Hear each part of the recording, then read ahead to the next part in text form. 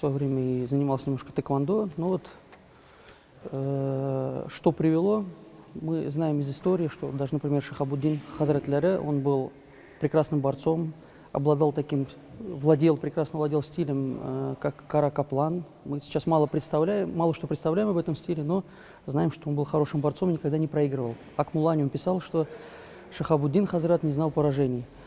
Также это сунна пророка Мухаммада, саллиллаху, что для правоверного мусульманина какой спорт остается самый подходящий, чтобы вот 100% он подходил и не было никаких нареканий.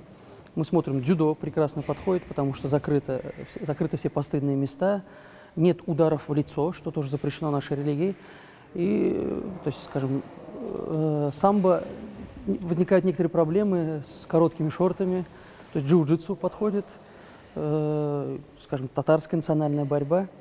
Вот основные такие виды спорта, поэтому было трудно немножко выбирать, и то есть не было большого выбора. Ну, во-первых, человек приходит сюда в зал, 2 часа идет тренировка, отключаешь, забываешь о каких-то трудностях, о чем-то. То есть это может быть некая разгрузка для человека. Затем очень трудно заставить себя заниматься. Вот, скажем, пришел ты в фитнес-зал. Что ты будешь делать? У тебя 2 часа времени.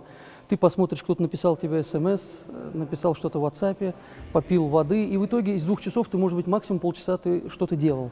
Здесь же тренер не смотрит на твой статус, не смотрит, то есть здесь очень много имамов занимается вместе с нами. Ты бегаешь, и как бы это заменяет зал, и ты чувствуешь себя сильным, ничего не болит, это прекрасно. Мы, опять же, обращаемся к хадисам пророка, саллаллаху алейхи. Например, он рекомендовал учить своих детей стрельбе из лука, плаванию, верховой езде.